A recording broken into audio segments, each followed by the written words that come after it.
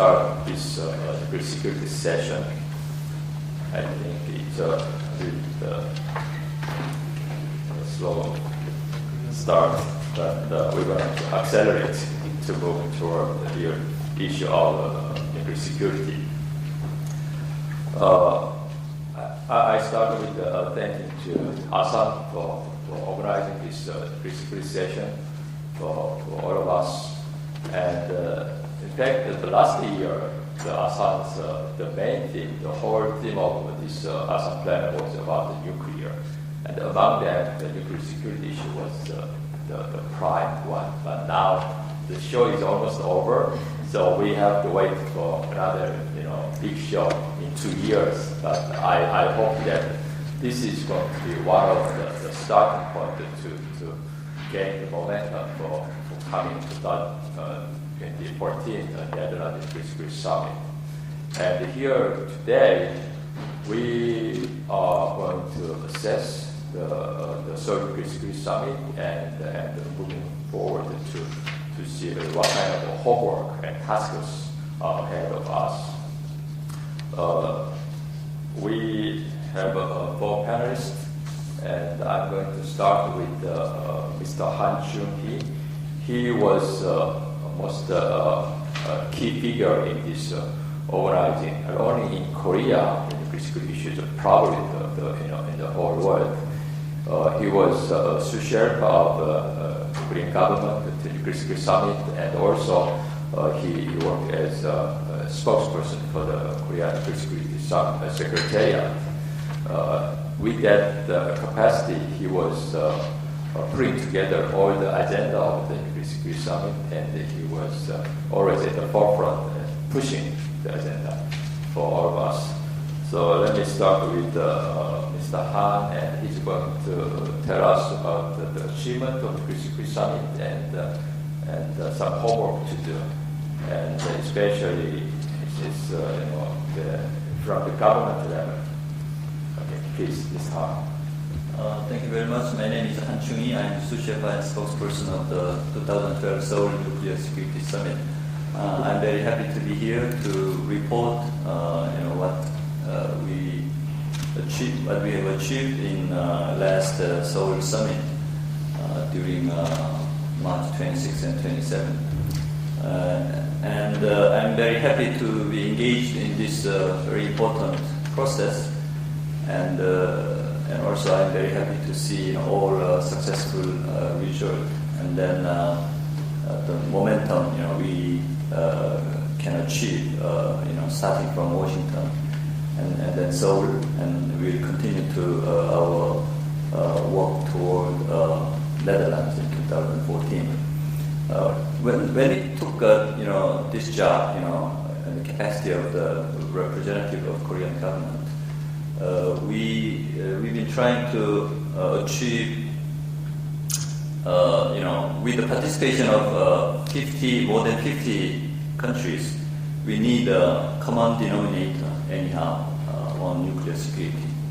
But we try to have maximum common denominator, not minimum common denominator. So we aimed high to say to the world that the gathering of us, heads of state and heads of government, is not just a ceremonial gathering. They spend a very valuable time, flying from their capital to Seoul to discuss this important issue.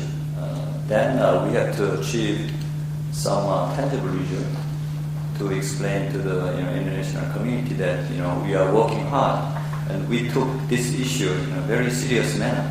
So I think that is a basic mindset of the Korean government. So I think in more or less we achieved that goal with important result. I can say 3 pillars of the outcome of the Seoul communique. One is the achievement of all national commitment in Washington D.C. by I think more than 35 countries committed on around 73 or 75 specific commitment. I think almost 95% has been achieved with a national progress report by around 49 countries. It is very significant fact that almost all countries reported their national progress to the chair country. So we put that national progress report in our official website. So this is a very important signal that every country has strong commitment on this issue, and then reported what they achieved during the last 2 years. And second pillar is future house gift. This is an individual national basis. We got almost 100 specific commitment by almost all countries. And additional set of achievement is a joint statement type of gift basket. This is collective work by the like-minded countries, like 10 countries and 20 countries joined on specific issues like information security and counter-smuggling issue and radiological security, something like that. So I think this is also important achievement. And thirdly, third pillar is Seoul communique. We have principles together with 11 specific tasks together with a very specific action plan. In Seoul communique, there are several important issues. One is HU minimization, HU and PU minimization, and then conversion of HU-based research reactor to LU-based research reactor. I think around 10 countries committed HU minimization and removal, as well as another 10 countries committed the conversion of these HU-based reactors to LU-based reactors. Specifically, we have two joint projects by 4 countries each on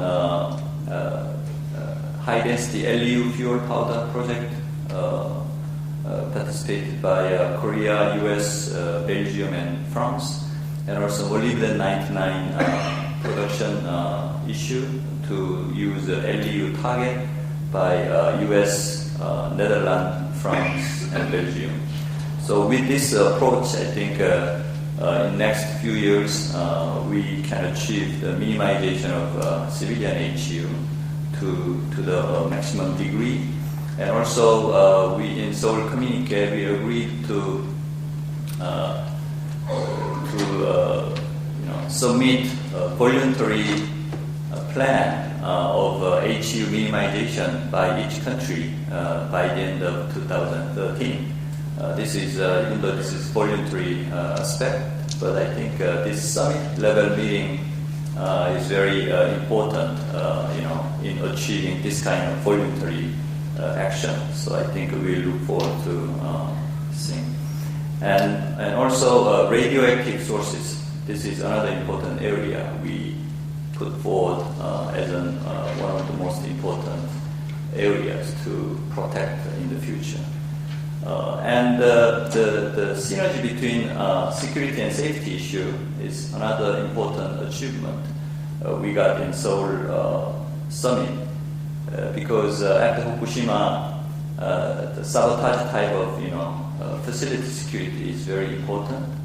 And with this interface and synergy discussion on security and safety will, I think, increase our study on what is the optimal and best approach to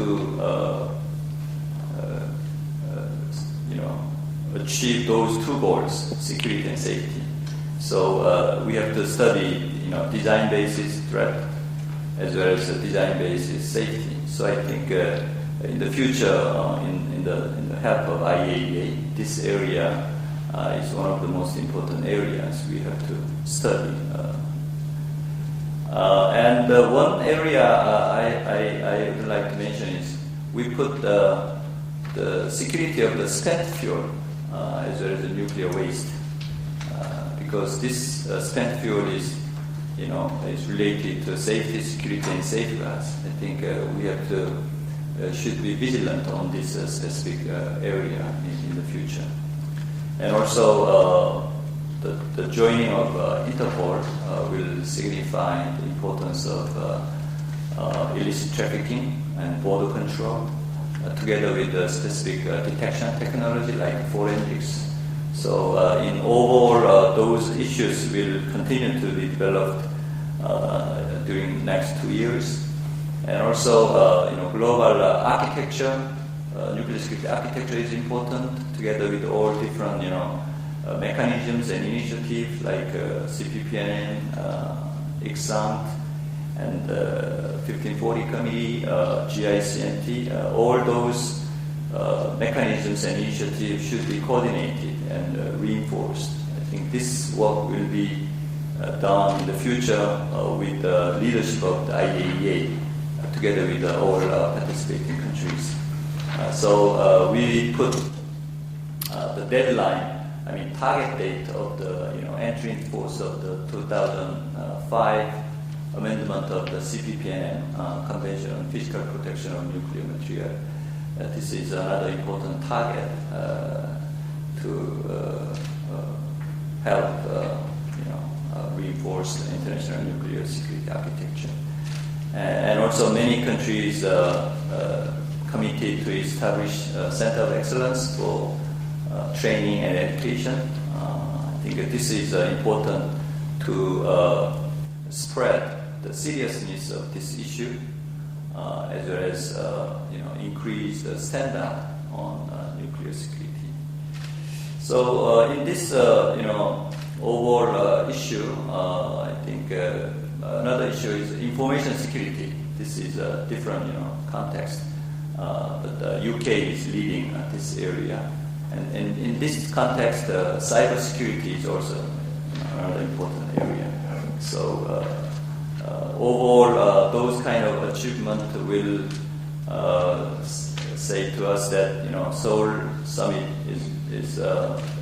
was really pivotal development, of the whole momentum of the importance of nuclear security generated at Washington, and then followed by Seoul summit, and we will continue to this momentum toward Netherlands in 2014. In this context, I think the involvement of NGO, private sectors, and operators and industry, and as academic experts are very important to put forward all important long-term vision and then long-term global nuclear security governance. So we look forward to this kind of wisdom and insight. And a couple of future tasks we have to keep in mind is that once the increase the standard and then review mechanism, we have to take this is really emerging issue, nuclear security compared to nuclear safety and safeguards. So I think we have to put all resources and then efforts to achieve this kind of international standard and then a review mechanism. In that sense, as I said in the beginning, the reporting of national progress by 49 countries, I think this practice will continue in the 2014 Netherlands summit.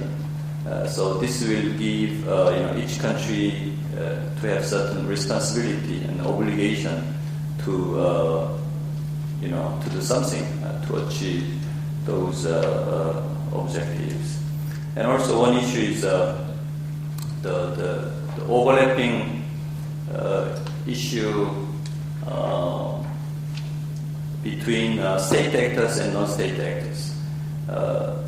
And at this moment, we are talking about the non-state actors like a terrorist group as our target level. But I think in the future we have to think about, what if state, in case of any instability or contingency, can transfer intentionally or inadvertently to the non-state actors. Like in case of North Korea could be one example in the future. Very unpredictable situation. So I think we have to think about how we address this situation. And also a famous issue like integrated approach on so-called 3 S's, safety, security, and safeguards. So how to increase this thing. And also finally, my final comment is, in Seoul Summit, more than 15 countries mentioned about the importance of disarmament of nuclear weapons and the world without nuclear weapons. And also several 4 or 5 countries mentioned about the fissile material cut-off treaty, and then comprehensive nuclear test ban treaty, CTBT.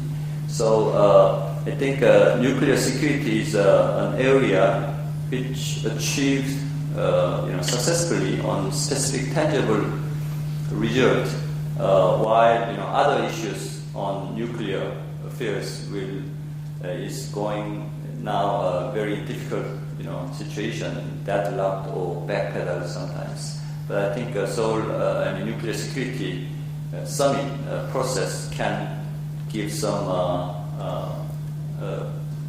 positive impact to other areas of nuclear, so that those areas like disarmament and non-proliferation issues could be discussed and encouraged to discuss to achieve some positive effect. So this is my overall observation on this issue. Thank you very much. Thank you, Mr. Before moving to Korea, I have to ask you just one very quick question that some of us are very much interested to hear. We expected to have a 2014 nuclear security summit. And what is the general idea about the government? What's going to happen after that? Just a quick question. There is we don't have any clear answer on that particular question. Of course, when we start this nuclear security summit in 2010, we didn't expect that this process will continue permanently. This kind of type of summit will have certain goal, within certain limited time to achieve that specific goal. But I'm not sure whether, in 2014 we can say that, we achieved all our objectives, and then we finish, and then we put this work to our normal track like IAEA. So I think at this moment it's a little bit premature to say in one way or another. This, even though this was started by the initiative by U.S. and President Obama, but I think now all 58 heads of state and head of the international organization, also same responsible stakeholders. I think we have to discuss what could be best approach in the future after 2014 in Netherlands. But one clear thing is that I think the summit process in Washington as well as in Seoul could achieve a lot. Without summit, I don't think we could have achieved this kind of substantial progress during even last 2 years from Washington to Seoul. I think that means that there is a strong merit of this kind of summit. That's true. But future will be discussed by all participating countries from now on toward 2014. Okay, thank you, Mr. Let me introduce another Mr. Han Jong-seo.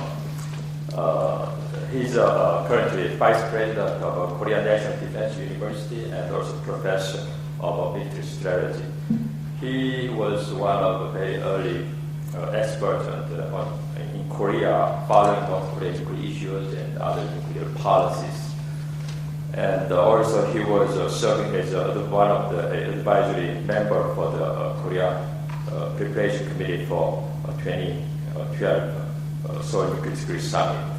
And he's going to talk about the Korea's role and the contribution for the Nuclear Security Summit. Yes, please. Thank you, Chairman. I have 4 points to make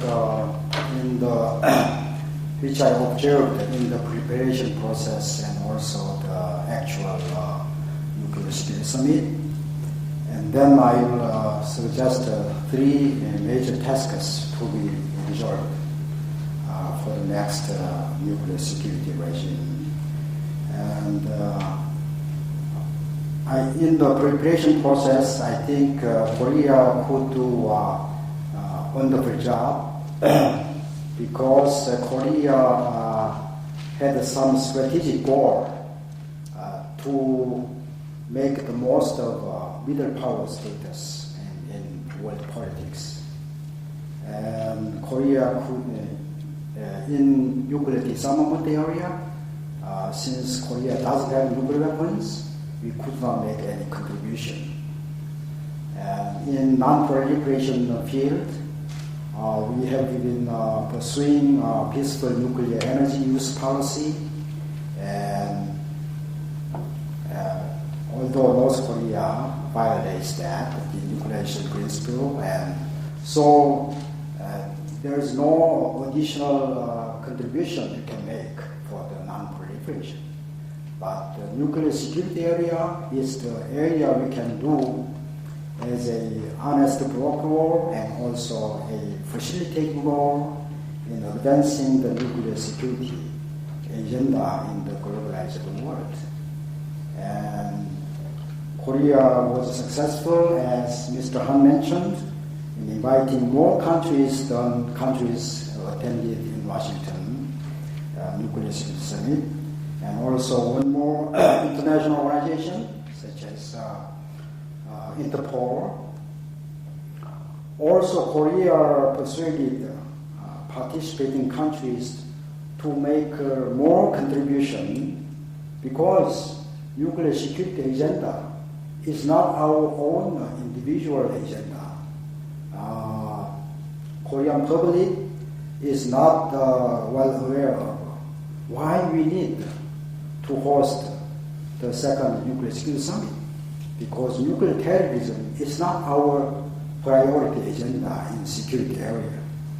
So, as a honest broker, really to improve this nuclear security regime, people in Korea and also as well as in the world recognize South Korea's sheer contribution to make the world free of nuclear terrorism.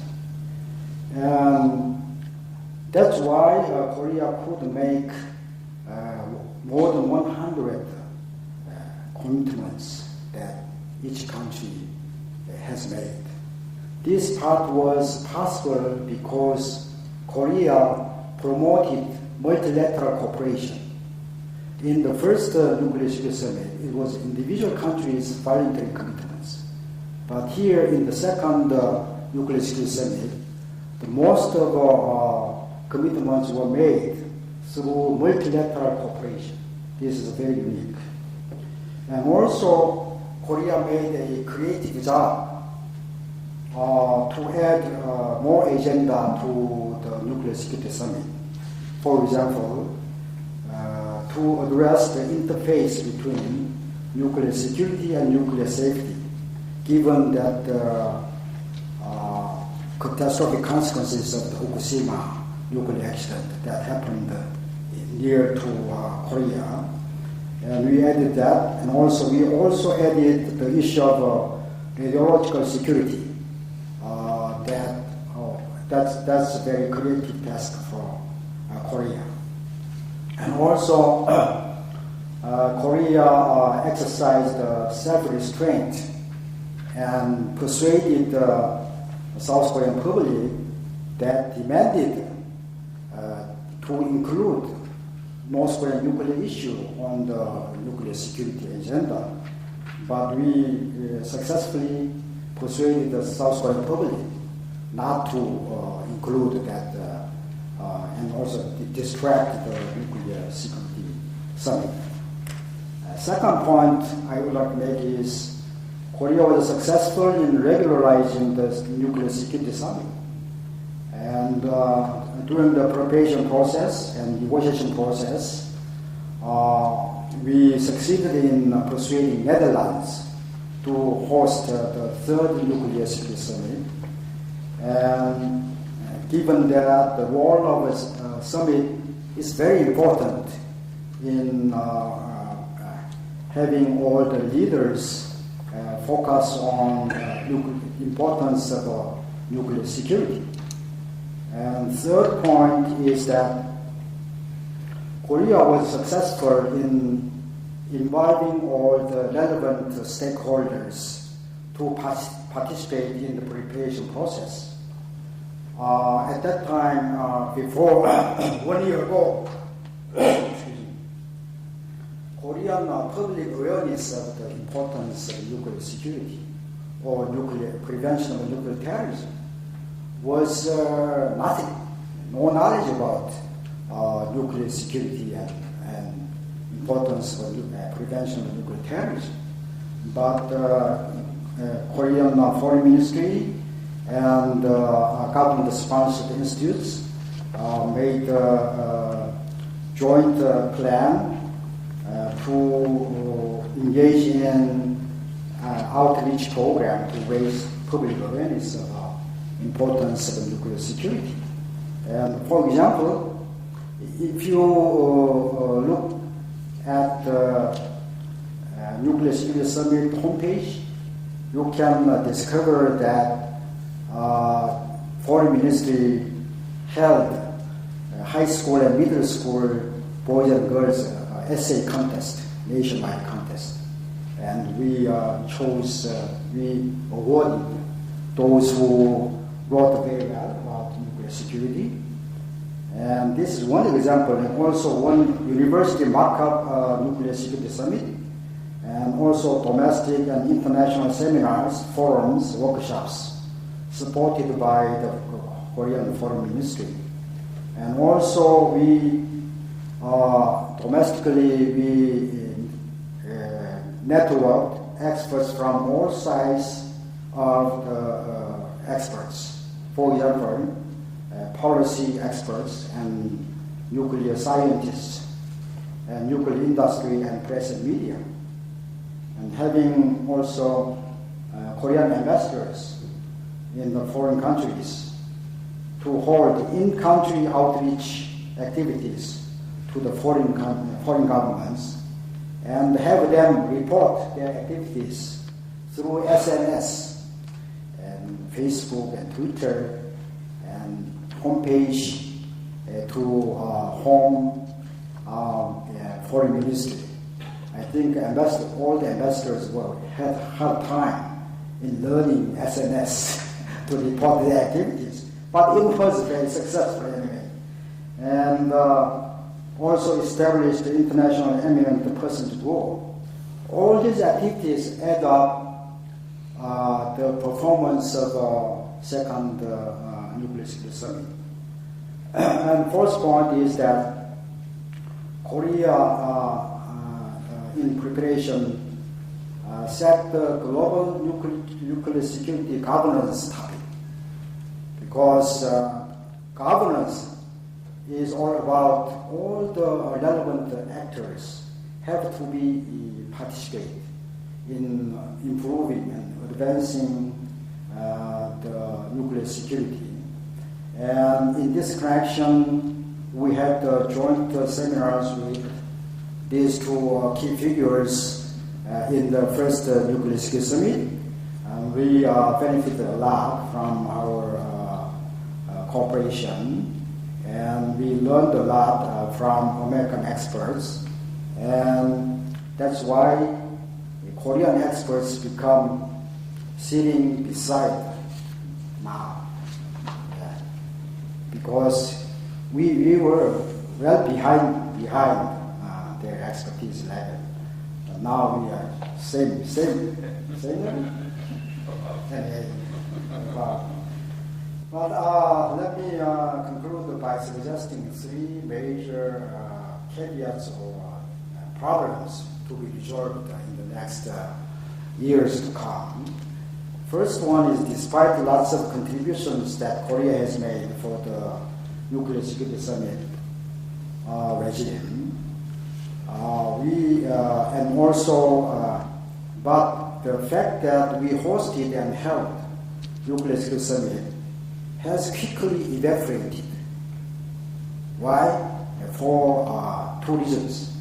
One is the National Assembly election wiped out all the news about Nuclear Security Summit, and North Korea's missile launch or satellite launch, all taken out the attention given to the Nuclear Security Summit. The follow-up actions, measures to implement the achievements of Nuclear Security Summit is left for Minister of Foreign Affairs and also a few good men sitting around here. A few good men. If we don't do serious and systematic efforts to continue on to build on the success, I think this will become a memory in the history. So we have to do additional work to continue on this success. The second problem is that the incremental approach to achieve and strengthen nuclear security regime has a structural problem. The fact that most of nuclear materials are possessed by Russia and the United States. The United States and Russia should play a leading role in improving by tackling the structural problems.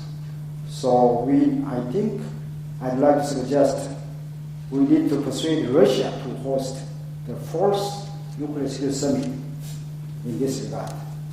And the final task is we need to address the root causes of the terrorism and nuclear terrorism. I think this nuclear security regime handles the supply side of nuclear materials, but not the demand side of nuclear materials. So we need to invent some productive and creative idea to deal with the demand side of nuclear materials. Thank you very much. Thank you, Mr. I supposed to raise one quick question to you, but since you spent more than 10 minutes, I'm going to skip. And the next, Corey Henderson, and she's currently Vice President of International Program at the Nuclear Atlantic Initiative, NDI, probably the most well-known international organization or maybe think tank in doing research and promoting nuclear security issues. She's been following these issues for a long time, and she's been working with us on these issues for a while. And I expect you to speak about your assessment of Seoul Nuclear Security Summit and the homework that we need to work on. Yeah, please, Corey. Thank you, Bong-Gyun. Because we have 10 minutes, I am going to have an approach to the presentation that I would call 5 pounds of sugar in a 3-pound bag. So I'm going to throw a lot of ideas out and then hope that maybe some of them we can revisit in the discussion. I'm going to make 3 sets of comments. First, 3 points about the outcome and the progress that was made at the Seoul Summit. I'm going to talk about 3 ways that the process can realistically be improved between now and the 2014 summit. And then I'm going to mention 3 areas that we need to address in order to realistically improve nuclear material security, both at the 2014 summit, but also beyond that. So 3 comments about the Seoul Summit itself. I think first I'd like to say, and this is a comment that puts me at odds with some of my colleagues in Washington, but I think it was actually more successful than it was given credit for. And frankly, I think it was more successful than than even the summit organizers themselves have sometimes put forward. When you actually look at the document, which unfortunately was prepared a couple of weeks after the summit itself, so it was kind of after the attention had waned already, there were quite a lot of commitments, and unfortunately the states that made these commitments were not always open to putting them forward themselves. So again, I'm not going to go over the nuts and bolts the way that Chung-hee did, but just to make a couple of comments. There was progress made in LEU fuels development, transportation security, medical isotope production. Unlike the last summit, we actually had commitments on plutonium removals from Italy, Belgium, Sweden. We had HU removals either committed or announced from Japan, Italy, Belgium, Canada, Israel, Mexico to the US, and from Vietnam, Poland, Hungary, and the Czech Republic to Russia. So these were very real, practical threat reduction activities. I also think there was progress made on building on the consensus about the nuclear terrorist threat. That was the conversation that began in 2010. There was this commitment for HU minimization planning to be announced by 2013. And there were other significant national commitments. But I'd also say there were many missed opportunities with regard to specific commitments, and also with regard to commitment to larger principles. And in some cases, we saw unfortunate retreats, and I would put transparency as one area in which I think we moved backward a little bit in this summit. And I'd also say that I think many of the concrete threat reduction activities that I just mentioned would not have actually happened without the Nuclear Security Summit process as the driver. Many of them would. But I think it's unfair to say that they were all already in the pipeline, and this process was just the way that they came out. I think the summit was successful in fending off areas for distraction, and in general protected the integrity of the kind of single focus of the summit. Some of these areas of distraction were well-intentioned, people who thought that there were areas like nuclear safety following Fukushima, like security of radiological materials, that really need attention, and I would not argue that those areas are important ones to work on. I think some of the attempts at distraction were really put forward by those who didn't want to make any more commitments on nuclear security and were hoping to move the conversation in another way. So I think that the summit organizers were successful in managing a lot of those issues. I also think that the Seoul Summit did expose some of the weaknesses of the process. And specifically, I think that it's important to note that bodies don't fail. The summit doesn't fail. To put it more broadly, the Security Council of the UN doesn't fail, because these bodies, these processes are only as successful as the political will of their members. So if the body fails, it's because the members didn't have a set of agreed principles or priorities. And I think we did see some of that in this sense. But creativity can overcome some of those failures. And I think this introduction of gift baskets is one area in which creativity was able to overcome, because we might not get consensus on the issue. But if you can get 6 or 10 or 12 states to agree among themselves that something is important, then real tangible progress can be made. And this progress can be made intercessionally.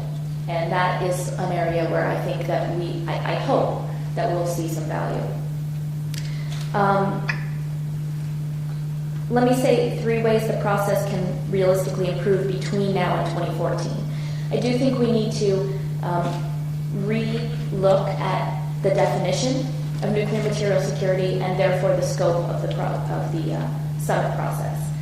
So far, it's really been very narrowly focused within the elements of nuclear security. As I just said, I think the focus should be nuclear security, but how we define that can be broadened a little bit.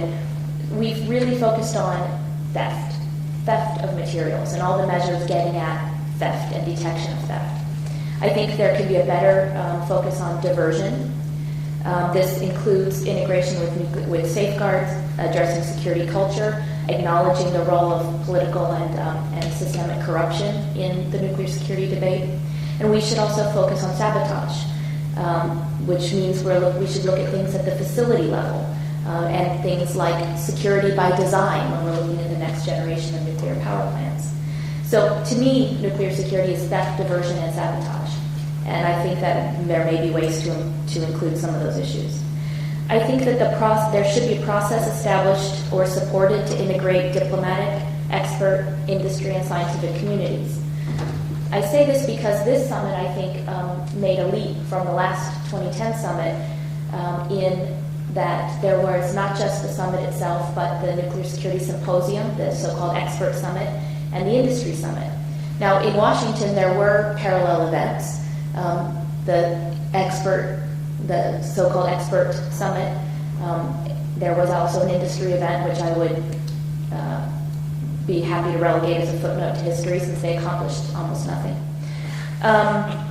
But this time, we really saw that the summit organizers defined each of these elements as integral parts of the process. And I think that's important to recognize because these communities need to work together to successfully implement the nuclear security agenda and to sustain momentum on the agenda. So while there were good events, what was the downside? Well, the Industry Summit and the NGO Summit ran at the same day. I think I was the only person who was actually credentialed to both of them and spent part of the day at each one, but there were people who would have appropriately liked to have participated in the other, and it was almost impossible.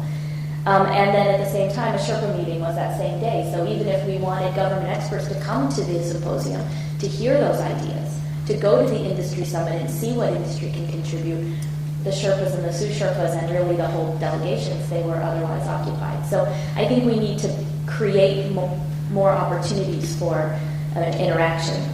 And the third point I would say is we need to give a purpose to the centers of excellence. There are 10 so far, ranging from India and Korea to Lithuania. The vast majority of these, we don't know what they're going to do. We don't know what their mission is. We don't know what their scope is. We don't have a plan on how or whether they will work together. The IAEA has been tasked to try to do this and reconcile the centers of excellence, and they're going to start that process. But there are fundamental questions. Are these centers in competition with each other, or are they collaborators? Are they part of a system, or are they independent outlets? And I think that there are ways to make them more successful and ways to make them less successful. I'd like to see them be successful. Very quickly, 3 areas to improve. One, I mentioned transparency. And transparency, because it leads to accountability, it's the first step in creating a culture of compliance and making sure that there's something at stake for these states who have made commitments. We need better public education. I spoke immediately after the summit and held up all the major newspapers from the day after the summit, the day it concluded, and in the U.S., Washington Post, New York Times, Wall Street Journal, and Financial Times. Not one of them had the Security Summit on the front page. The one mention was a tiny thing on the Wall Street Journal that said, "See a story on page 8." You know, for an issue that our president was a part of, that has been defined as perhaps the greatest threat facing the international security community, not one mention on the front page in any of the major papers. I think that's part of public education and it's part media outreach. The third point is that we need to build capacity in states to deal with the nuclear security issue, and I think that this is one of the profound contributions of the summit process, but it can go further. And that contribution is through the Sherpa and the sous Sherpa process. We have officials in 53 countries who are paying regular attention to nuclear security and thinking about how their countries can play a role. And for a lot of countries, that wasn't the case before. And I think building and expanding on that capacity, creating advocates and champions within government official communities, in addition to implementers, is very important. So I'll just end there. I think that I'll say that the first summit was perhaps the easiest because just having it at all was success. The second needed to make real progress, but as we look to the third summit needs to set the agenda moving forward, including sustaining the agenda and the momentum and the urgency, perhaps in a future where there is not a nuclear security summit process. So if this is to be the last summit, how will it set the table for broader, sustainable progress on the security agenda going forward to make sure that it doesn't end after the 4-year effort? Because the nuclear security challenge does not end at the end of the 4-year effort. I'll say the thing that I like to say regularly, which is that we have to get it right every time. The nuclear terrorist with ambition only has to get it right once. Thank you. Thank you, Corey. We all know that the NTI has published the Nuclear Security Index report, and that has been widely received pretty well and often a little bit criticized in a sense. So what is your NTI's future plan for updating and using it for the purpose of this better cause of nuclear security? Just 30 seconds. Yeah, 30 seconds. The 2-second answer is there will be another nuclear security index. We think that every 2 years makes sense because you have to have enough time for something to change and for states to be responsive.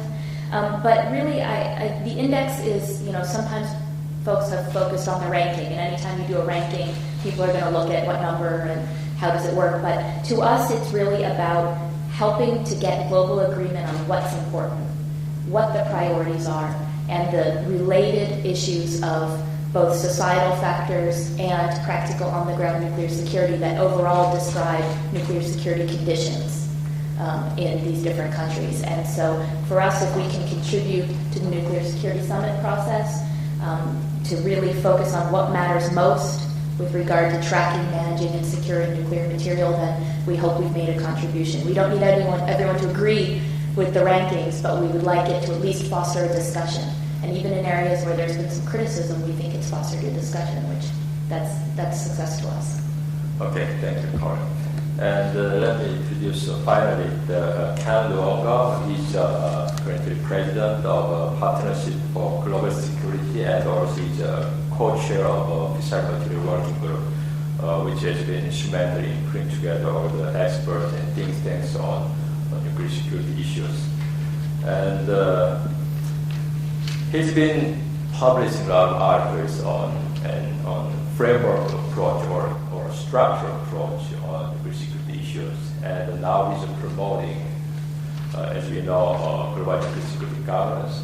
So will you tell us about what you're doing and how you also ask you how do you assess the nuclear security summit? In my understanding, you once wrote that it was a modest, it made modest progress, and how do you hold to that assessment? Okay. Yes. Thank you, Banggoon.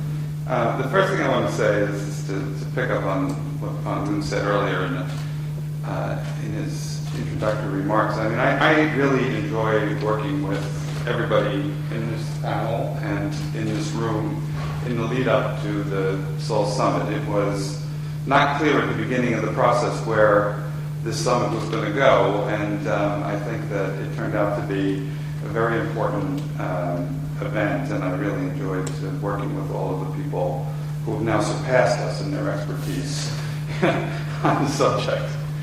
How do I assess the Seoul summit?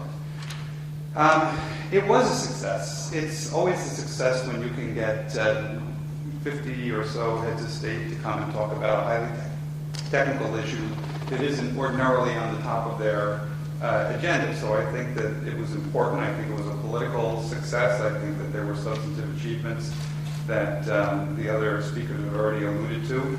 And most importantly, at least from my perspective, is what Seoul did is it opened up the scope of what is nuclear security to include the safety security interface, to include radiological.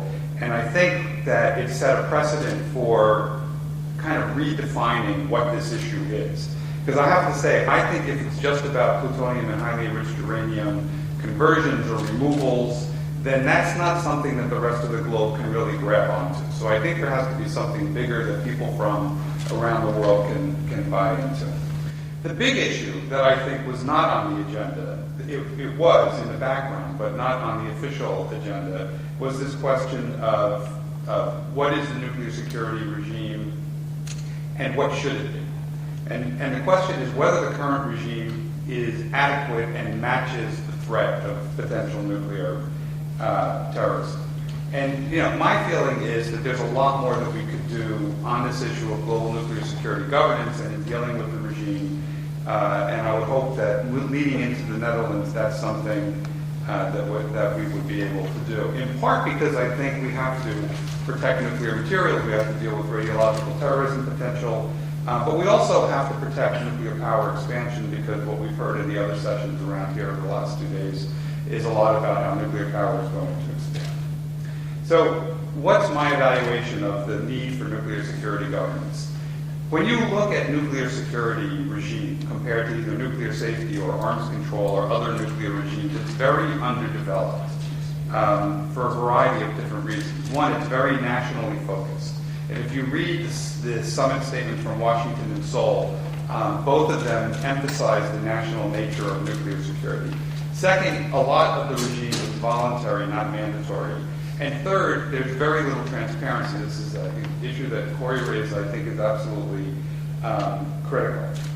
So I don't think we have the tools, the cohesion, the transparency to build the kind of international confidence in the 21st century that we need. And it's not just me. I mean, there's been a lot of questioning, what are you talking about when you talk about nuclear security governance? Why is it needed? Et cetera, et cetera. Both the Director General of the IAEA and the UN Secretary General have both said nuclear crises do not respect borders. Okay, well, we don't have a system for dealing with crises that don't respect borders in the nuclear area. So how are we going to grapple with this issue? National approaches and national regulations alone are insufficient. They're important, but I think they're just a piece of the equation. And we have to grapple with this question of sovereignty versus international or global responsibility. International responsibility apparently has a very specific legal definition. So global responsibility and sovereignty. You have to balance the two, and right now we have an imbalance on the side of sovereignty and not an international or global responsibility. So what are the gaps in the current regime that exist in other regimes, say in nuclear safety? Let's just use that for comparison. Regularized peer reviews of security. They don't exist among different countries. Transnational transparency, which is a function of that peer review process, doesn't really exist, except in those cases where individual countries are working together. So for example, the US and Russia have been working together for 15 or more years on securing nuclear materials in Russia. So there's a lot of transparency there. There's not a lot of transparency, say, between India and Pakistan, which is another part of the world where I think it could be beneficial. Regularized peer interactions, which I mean regulators and facility security operators. So in the summit, one of the hidden gems that was in the summit commitments was U.S. commitment to try and bring regulators together on a more regular basis, which I think is a very important thing. But security managers at individual facilities don't necessarily get together all that often. Uniformity of standards. There is no requirement that country A, B, or C do nuclear security in a certain way. They take recommendations from the IAEA, they take regulations from their regulators, and then they implement it. And this feeds into the transparency issue. Everybody's doing it differently, and we don't know how they're doing it. There's no uniformity. The goal here is to build international confidence. That should be our objective, is to build international confidence that there are no weak links in the system. I think that's what we should be working toward. And as far as I'm concerned, based on my experience in this issue, all of these issues are political. There is no technical impediment to improving this regime, as far as I'm concerned. It's all political. So let me talk about what I think the three pillars for a new architecture for nuclear security could be. And when I'm talking about these three pillars, I want to place it in the context of, I think there are leaps in policy that need to be made in this area. And then I also think that there are concrete steps that need to be taken toward those leaps in policy.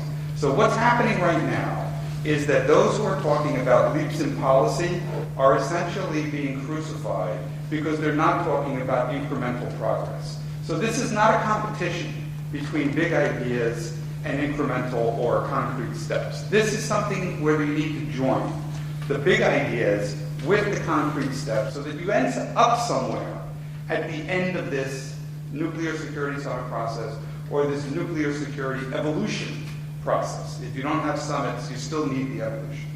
So the three pillars are, first, promoting transparency.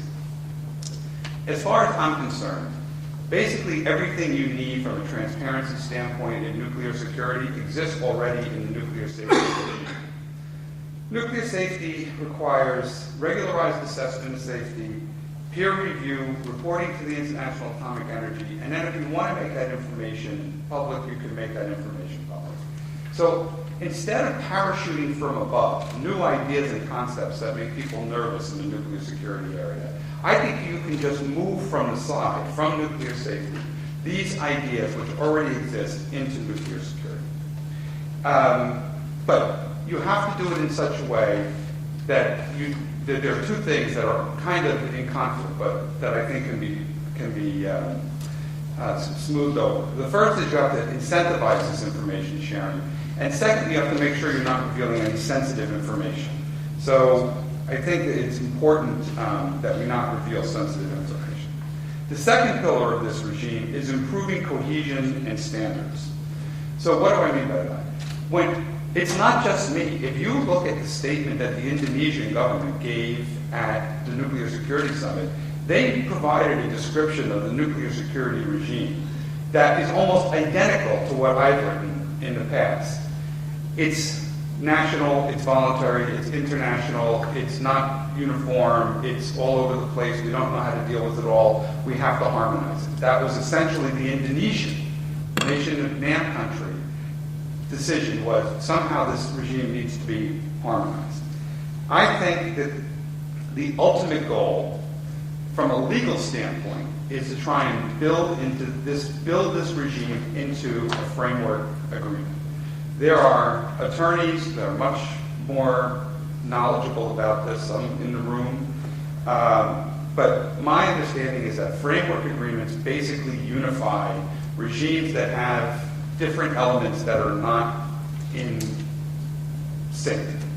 And so I think that this framework agreement has precedent, both in the Vienna Convention on fluorocarbons, which started not universally, but with a selected group of countries, that didn't require any specific action, but just identified what the problem was, and then subsequent to that, there were protocols. And then that model was then utilized in climate change, where you have the International Climate Change Convention Framework Agreement on Climate Change that essentially outlines what the problem is, and then you have protocols that specify what some of the actions, remedial actions should be. So second is improving cohesion and standards. And in looking in the nuclear security area, we ought to look at what the IAEA recommendations are here and how we can universalize them. And third, building international confidence and global responsibility. This is essential as far as I'm concerned, and this is why we keep meeting every 2 years, because there is concern that there are weak links in the system. If we didn't think that there were weak links in the system, nobody would be getting on a plane and flying 14 hours to Seoul to meet with their peers. There are weak links in the system, everybody knows it, and this is what we need to essentially eradicate.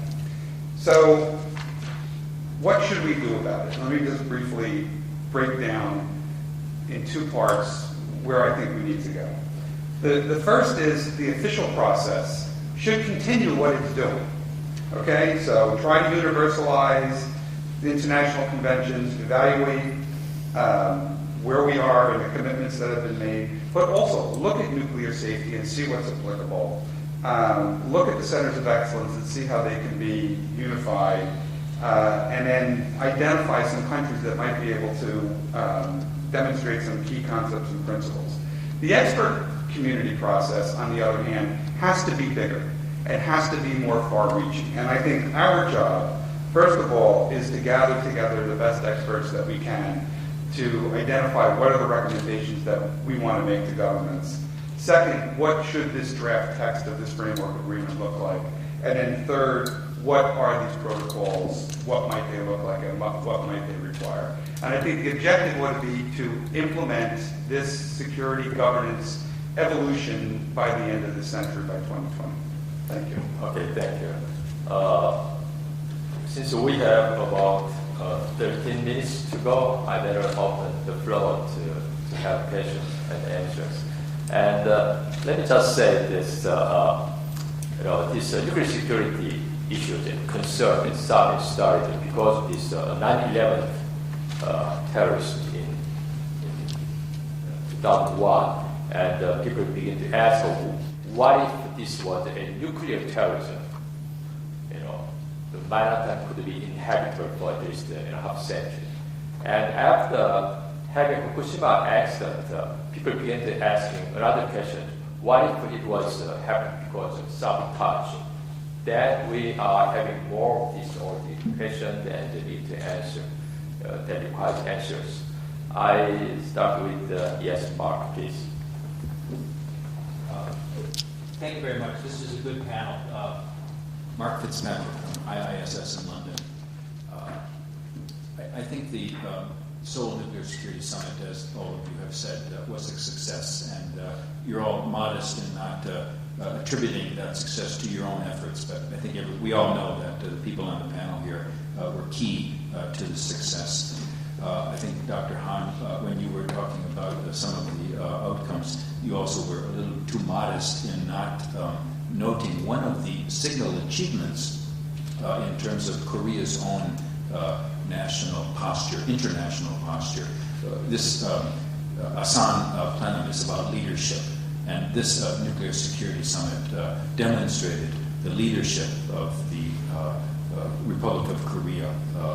Nobody asked President Lee Myung-bak to take the mantle from President Barack Obama. He volunteered, Korea volunteered to do this. In the case of the next summit, maybe somebody had to ask the Netherlands, and the world observed how successful a country that is committed to this, both in the logistics and in the agenda, the wisdom that all went into this. So I think you all deserve compliments. The common denominator that Mr. Han Chung-hee mentioned, whether it's maximum or minimum, it's still a common denominator. You had to have the support of every single member, otherwise you couldn't get any single achievement. And the difficulty always was in persuading the rest of the participants to be forthcoming in terms of the transparency problems, forthcoming in terms of the framework agreements.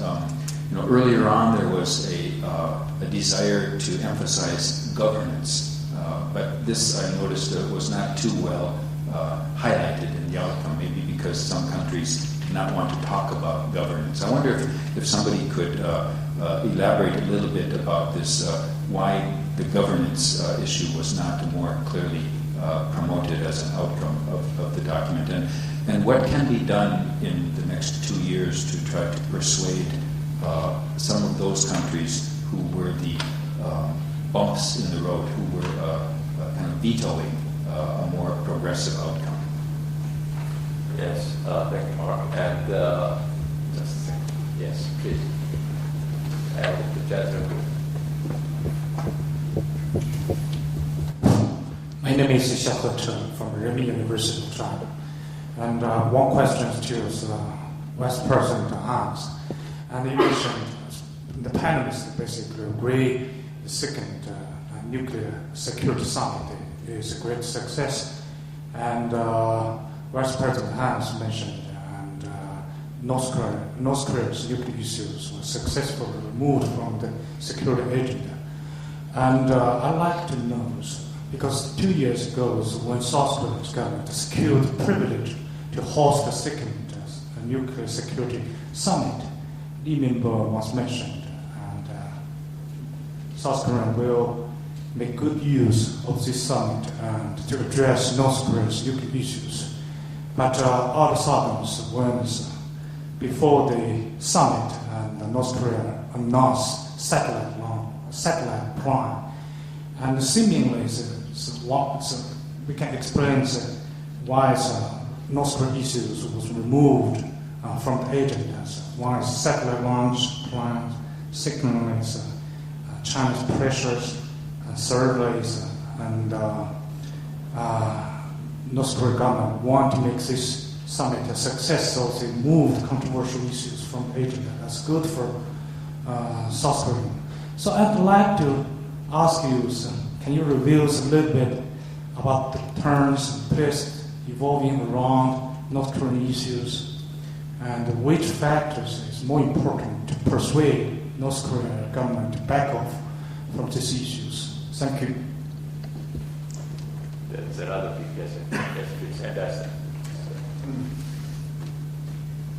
Thank you, Mr. Chairman. I just would like to make a very brief account of what happened in connection with Fukushima accident in relation to this security issues. We, NGO, found fact-finding commission into the causes and the effects of Fukushima accident. Then, book was published, a report was published very recently, and I understand the English translation is now going on. Within a few a month or so it will be distributed among you. But we found out in connection with this security issues, three aspects. One is two actually, synergy between security and safety. In security, the first one, this accident has exposed weakest points of nuclear reactors to the public. For instance, cooling system and electricity system. Those are two weakest points. If I were a terrorist, I would never attack by suicidal airplane attack against nuclear reactors. Perhaps I would target those weak points. And that's one. So we have to strengthen both from security and safety standpoints, strengthen those weak points of nuclear reactors. The second one, after 9/11, United States regulatory NRC established an instruction, I understand, called B5B. And B5B was delivered to Japan, Japanese regulatory commission, but unfortunately, the Japanese regulatory commission just put it in the pocket. It was not distributed among relevant agencies concerned. But that B5B exactly describes what should be done in case of the failures of cooling system and electricity systems. Number three is after accident, TEPCO and the government also employed so many workers from outside to do after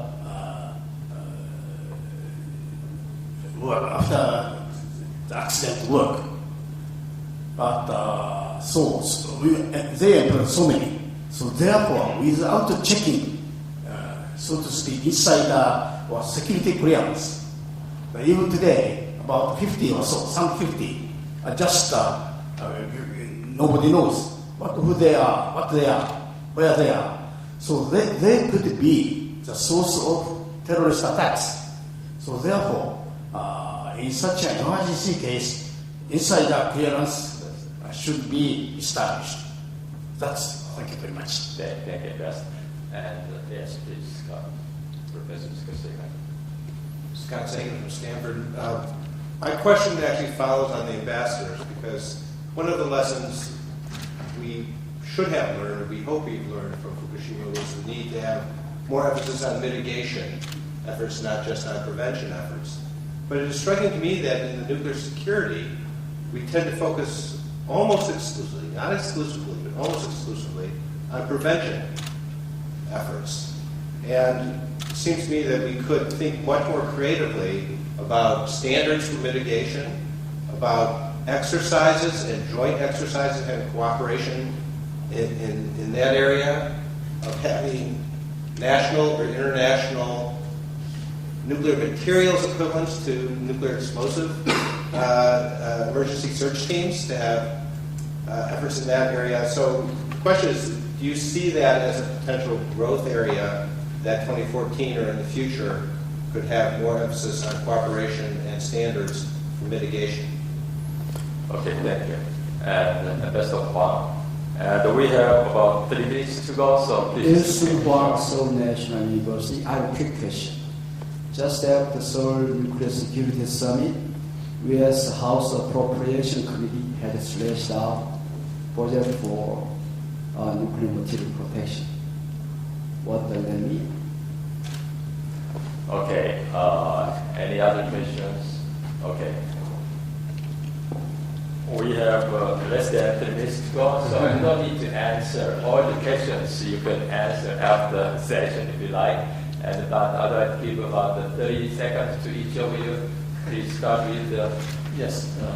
Mr. Han, 30 seconds. Let me try to respond relevant question to me. Mark Fitzpatrick, the governance issue, actually in our original draft, we have tried to put the concept of governance, but it turned out to be difficult to get it finally, because I think some countries face the governance in different meaning, the lack of proper governing practice or bodies. So I think we finally put it architecture instead of governance. But I think we have to develop this idea, more objective and neutral way in the future, to give a sense that governance concept is not only on the structural thing and also all management thing. I think we can put all these things together in the future. I think North Korea nuclear issue was not, from the beginning the agenda of this nuclear security summit. So it's clear, and Korean president invited North Korea on the condition that this non-proliferation issue could be resolved beforehand, so that they can join this issue. So, but this missile test plan was give some negative impact to the summit. But we didn't mix up this issue with nuclear security summit. And then the ambassador from Japan, I think this is an important area, as well as mitigation you mentioned. I think in GICNT we also established one new working group. This is consequence management and mitigation. And I think this area is very important because I think we call it nuclear renaissance. I think many countries will construct a nuclear power plant. All the more important in the interface between nuclear safety and security. So particularly this kind of area, how do we have some backup mechanism on cooling system? Not only just the evacuation process. I think we have to put some technical backup on the weak point, like a cooling system and pump, and then backup electricity. This is a very important area we have to tackle with all technical people as well as government people. Okay, thank you, Mr. Han. Our time is almost up, but we have 1 more minute probably. So, Corey. So I'll say 2 points very quickly. One, consequence mitigation, emergency management is very important. I just don't think the summit is going to be able to address it in the level of detail and to the extent that it needs to be. And I don't think that the summit should be seen as the catch-all for doing everything related to this mission. It's just a practical point. On governance, I think I think there should be a greater emphasis on governance. It should be a stronger conversation between now and the next 2 years. I might disagree slightly with Ken on what we want to capture in that governance, because I think it would be harmful to put all the effort into governance and create a structure that doesn't significantly add to our confidence. And that should be the primary goal. Okay, thank you. And Ken, next. Just a few points.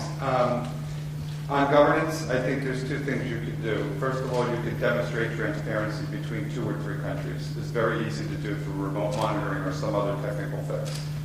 And second, there should be a gift basket on this issue in the Netherlands.